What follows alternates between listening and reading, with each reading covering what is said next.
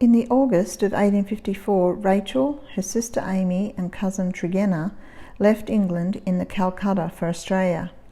Her first letter at sea is addressed to her sister Henrietta, known as Etta, who remained in England.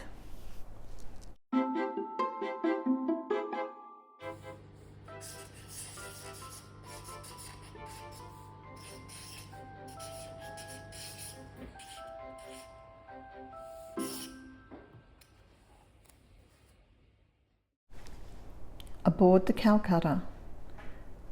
Letter finished August 14th, 1854. My dearest Etta, I begin to write to you today as we hope to reach St. Vincent's on Sunday or Monday and shall be able to send home letters from there. Amy, Tregenna and I watched you from the deck of the steamer on that rainy morning till we were so far from the shore that we could not see you any longer, and then returned to the corner of the cabin where you left us, and whence we did not move again until we arrived alongside the Calcutta. We three betook ourselves to the saloon where we sat and talked about you on your way homeward, and got rid of the time as well as we could till we were called to dinner.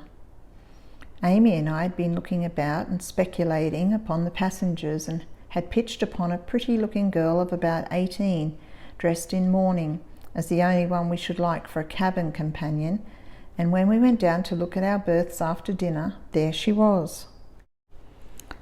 She is very pleasant and good-tempered, and, I think, a lady, so we are very well off in that respect. She is going to Melbourne with her uncle and brother, the former a queer old gentleman who patronises us and objects to shaving, the latter a good-tempered boy of 14. Both these are in Tregenna's cabin, together with a man of the name of Trench, who looks like a West India planter, and whom Tregenna pronounces jolly. We found our berths more comfortable than we expected. Miss Maunder has the one under the porthole, and Amy the upper one on the opposite side, and I have the lower one. We put away all our things after dinner and found plenty of room for them. The 2 boxes which Mr. Arnold conveyed on board were safe in the empty berth, and as soon as the ship was fairly off, I nailed up the mooring bags and put up some brass-headed nails besides, and no one said anything to me. Our cabin is directly over the screw, so that I dare say they did not hear. It poured the whole day on Friday, so that we could not go on deck and see the last of old England. The last I did see was the Needles from the stern windows. We have had very fine weather since, with the wind directly in our favour, and hitherto we have come very fast. Yesterday the wind freshened, so that they took up the screw, and the ship went on under canvas. I thought it a much pleasanter motion, but we rolled about a good deal more, and there were several alarming smashes of crockery, and some of the passengers, having, contrary to orders, opened their portholes, the lower deck was streaming with water, so the first officer had all the handles taken off the portholes, and now they cannot be opened at all. Some of the passengers have been dreadfully ill, and Mr. Arnold would have lost his bet, for I was seasick all Saturday afternoon, which I spent in my berth. I got better in the evening and came up to tea and went on deck, and have been perfectly well ever since, although yesterday and today the ship has rolled and pitched a great deal. I thought myself very well off to get off with half a day of it, as if people are ill at all, they generally are so for a week. It did me a great deal of good. Tregenna and Amy have felt nothing of it. I believe Amy would be better for it, for she has a constant headache and always complains of being dreadfully tired, and spends half her time lying on the sofa with her hands over her eyes. I read to her sometimes, but she does not care about it, nor is she fond of being on deck. She finds the voyage very dull, as might be expected, and I believe that what she feels now is her old complaint of want of excitement rather than any bodily malady, and I have no doubt she will get better as we go on. The voyage is exactly what I expected, very tiresome, but bearable, like the other wearinesses of life. I do not venture to think how we shall live out 3 months of it, but I suppose day after day will pass away imperceptibly. We breakfast at 9 a.m. and then stay in the saloon and write journals, etc., or go on deck and sit and read. They give us no end of a breakfast, hot meat and potatoes and fish, etc. We lunch at 12 p.m. and dine at 4 p.m. This is the great event of the day with most of the people, and they certainly feed the menagerie very well, giving us soup and fish, all sorts of meat and poultry, pudding and dessert.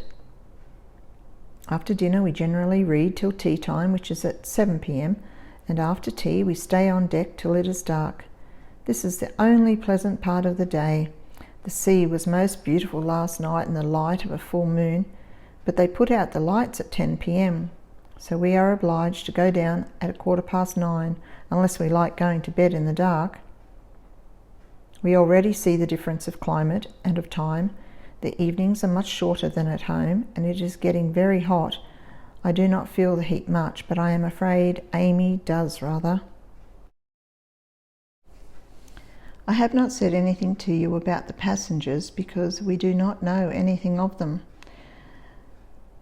There are very few of whom I can remember the names, though Tregenna sometimes tries to enlighten me about his friends. He has found a set, some of them Oxford men, with whom he smokes and drinks beer, but in general all the passengers keep to themselves, which I think much the pleasantest way. I do not think there are 50 first class, but I do not know the exact number. There are very few ladies among them at all, and hardly any in the real sense of the word. The captain is the only one of the officers of the ship whom I know, as I sit by him at dinner. He is quite a gentleman, but I have hardly exchanged 10 words with him. This is his first voyage as captain. He came home last time as first officer of the Argo.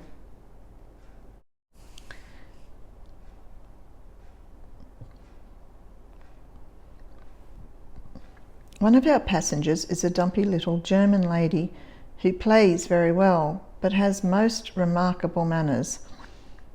She was screaming with laughter just now at some compliments which we paid to her music, and then she asked Amy if she could play, and on her answer, whatever it was, she took her round the waist and gave her something between a shake and a hug, to Amy's extreme astonishment. I shall take special care to avoid a similar salute, though I have never yet spoken to her. Mr. and Mrs. Donaldson are in their own eyes the great people on board, he being actually a member of the Australian Parliament. I did not know they had one. He is very stout, very bumptious, and a great eater. She is handsome and affected and has not been married very long. She has been dreadfully seasick, and today, for the first time, appeared at breakfast. There are also a Mr. and Mrs. Westgarth. He has written a book about Australia, which is handed about on board, but I do not feel inclined to read it. She looks like a lady, but I have never heard her speak. Then there is a dismal-looking Mrs. MacDonald, who is going to Melbourne to look for her husband, that worthy not having been heard of for 2 years. A very hopeful expedition, I should think. She also is awfully ill, even now, and retires in the middle of every meal. We rather like a Mrs. Hake, who is handsome and speaks like a lady, but her husband, Tregenna says, is a linen draper in Sydney, of whom we shall probably purchase future gowns. I've been writing this in little bits at a time and hardly know what I've told you. Of course, we do not know any of the 4 saloon passengers, but one of them has attracted considerable attention. She is a German girl who is going out, quite alone, to open concert rooms in Melbourne. She dresses and wears her hair in the most extraordinary style, and last Sunday she walked for nearly an hour by herself up and down the lower deck, just in front of the quarter deck, while the officers and passengers were leaning over the rails looking at her and betting as to whether she was painted or not. She certainly has a most beautiful complexion, if she is not. She has a piano on board, which she was foolish enough to have unpacked and taken into the 4 saloon. They say she does not play very well. Some of the second-class passengers are very troublesome. The first day, one of them, with his wife, took their seats at the captain's table and refused to show their tickets, alleging that they were first-class passengers. However, the purser enforced the appearance of the ticket and the steward expelled them. Saturday, August 12th. I have not written yesterday as I have had a sort of feverish attack from a cold, but I am well again today. Yesterday year, Annie and Badolf sailed. What a little while ago it seems, and yet, though we have only been on board a week, it seems about a year. If we ever survive to reach Australia, I am sure we shall stay there for life, for I do not think I could undertake another voyage, even to get home again. It is most wearisome. The noise is wearisome, the people are wearisome, and life is wearisome. It is too hot to work, and I am getting quite tired of novels, and there is nothing else on board. I do not even think that a voyage is so good for people's health as it is said to be. Amy has never been well since she came on board, and I, besides the attack of fever, which was not pleasant, am continually getting sore throats owing to sitting in draughts. The saloon is a sort of temple of Aeolus, and yet if the windows are closed we could not live. Most of the people live on deck, but we generally betake ourselves to the saloon. We like the sofas, and the glare of the sea makes Amy's eyes bad. We have a band on board, but they do not play particularly well. Some of their instruments are out of tune. They play at dinner time and most of the evening, and wash the dishes of the establishment at intervals. The waiters must have a life of it, for they are continually at work. First, the children's breakfast, then ours, then luncheon, then the children's dinner, then ours, then the children's tea, then ours. One waiter is so like Lyndon that we generally call him so. Another, who is likewise the bedroom steward, Tregenna took the precaution of feeing when we first came on board, and he accordingly stands behind our chairs at dinner and waits on us most assiduously. We like the stewardess.